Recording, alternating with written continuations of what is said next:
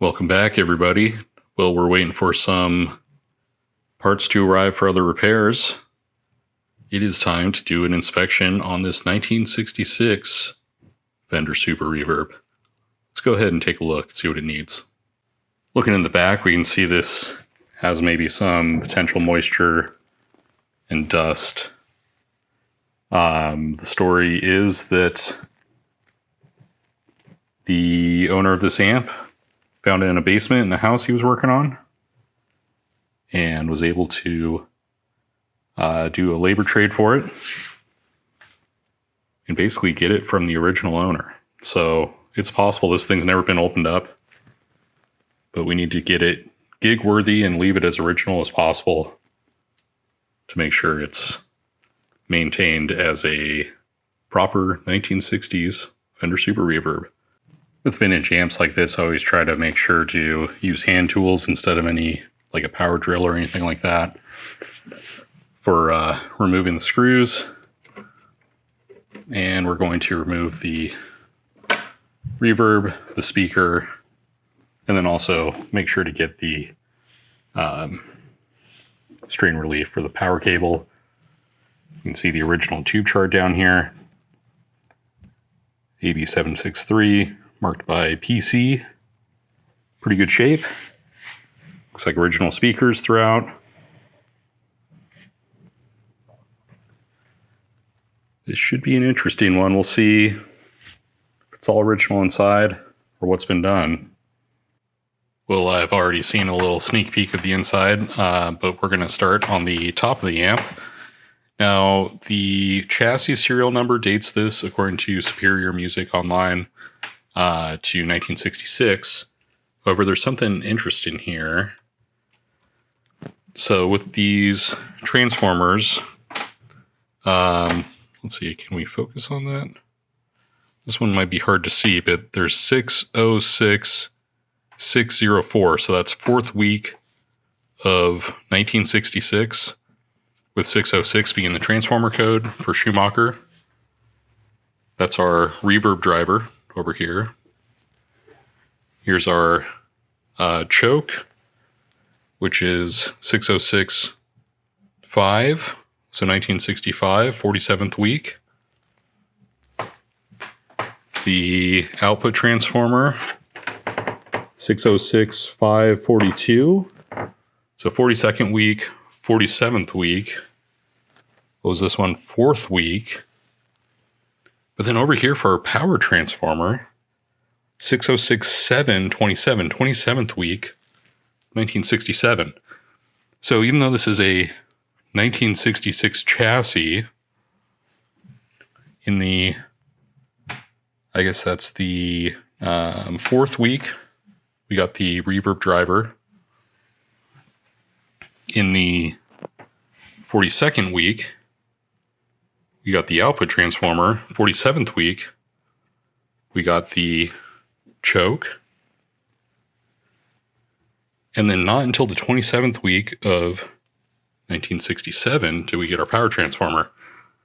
Which makes me wonder, maybe this one got sent back for repair to the factory or something like that.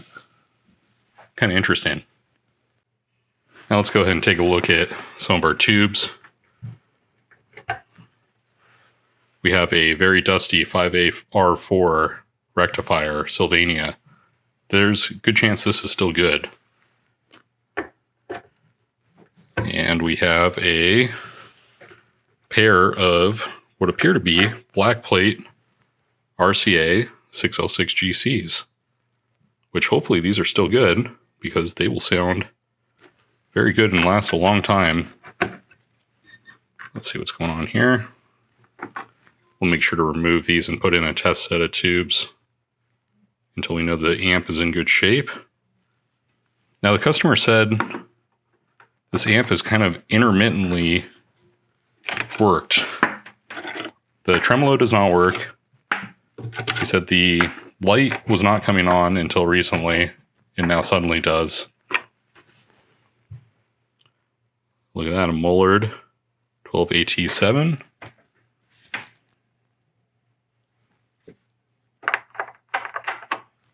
I'll go ahead and just line these up. Same here, 12AX7. We have an RCA 7025.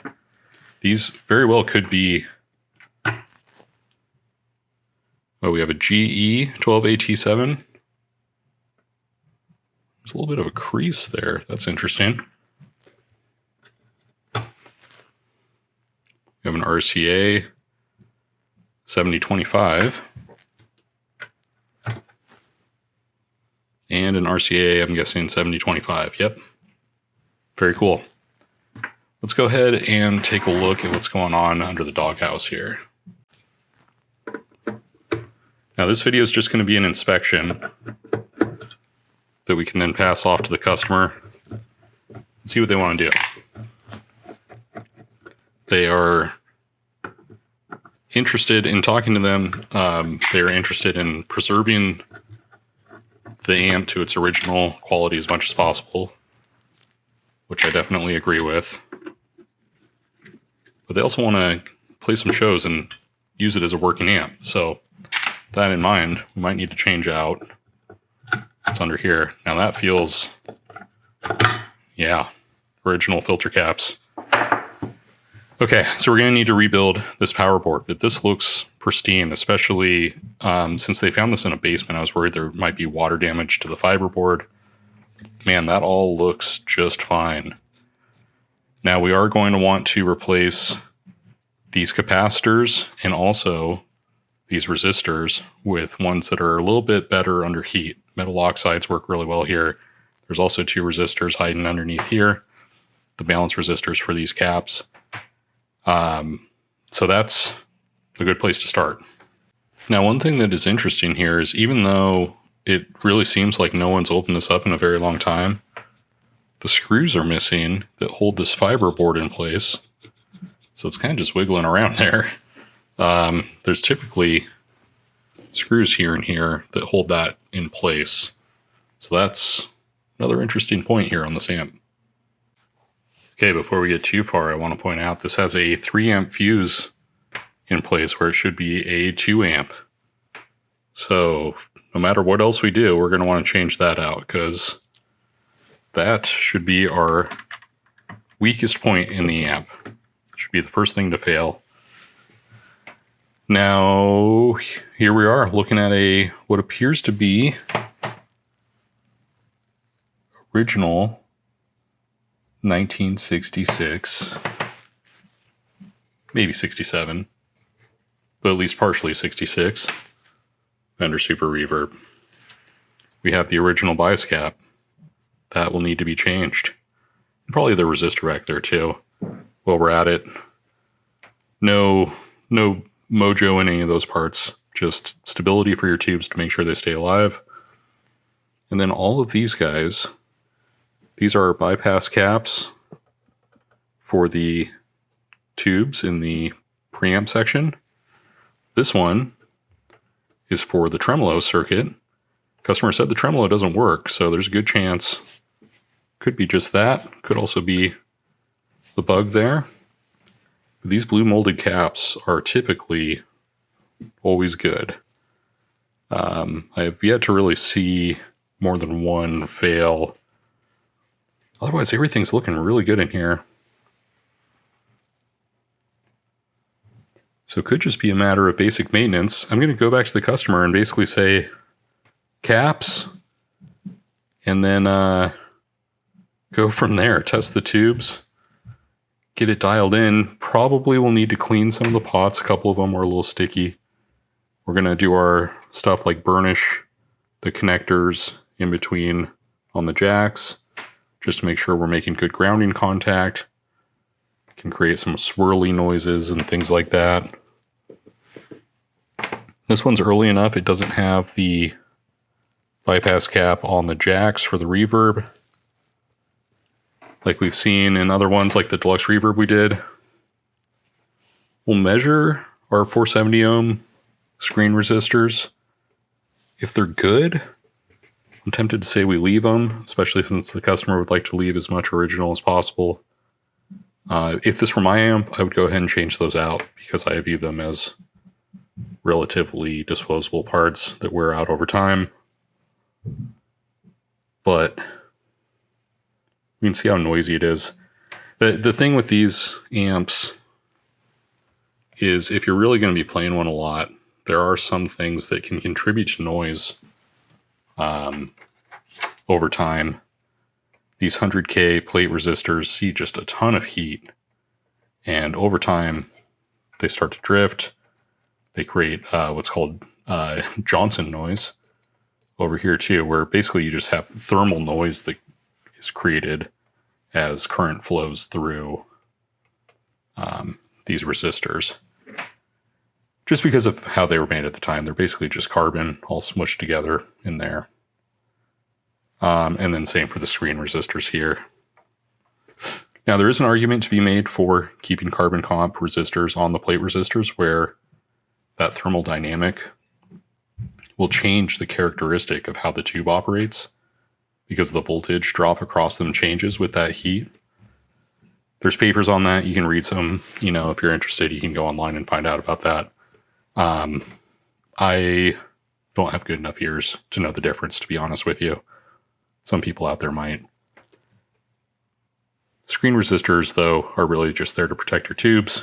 They're not going to change the characteristic too much at these values if you stay at the same value. The carbon composition versus like a metal oxide there or something like that. It's just going to add stability.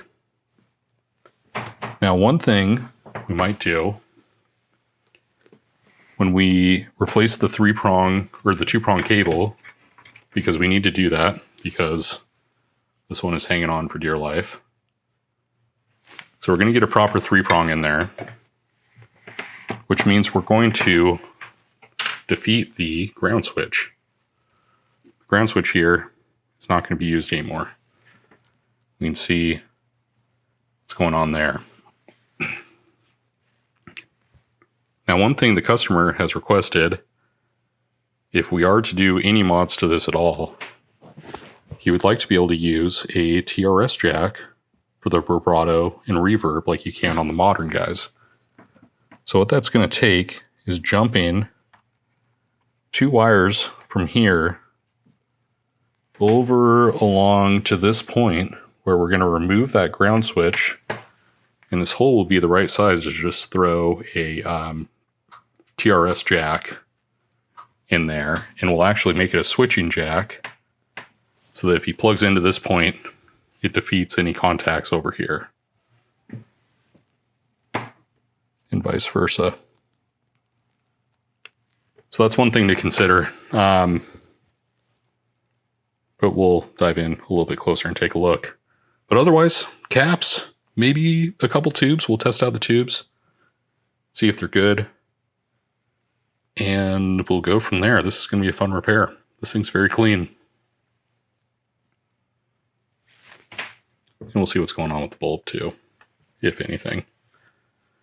Okay, kind of a short one, just an opportunity to show you the guts of a pristine 1966 Super Reverb. Always fun to see these. Hopefully we will be moving forward with a repair, and we'll share that on the channel and get some sound clips. And maybe we can even get a sound clip comparing it to my 1970 Super Reverb that has a replacement output transformer in it. See how they sound against each other. Okay, as always, thanks for watching, and we'll see you on the next one.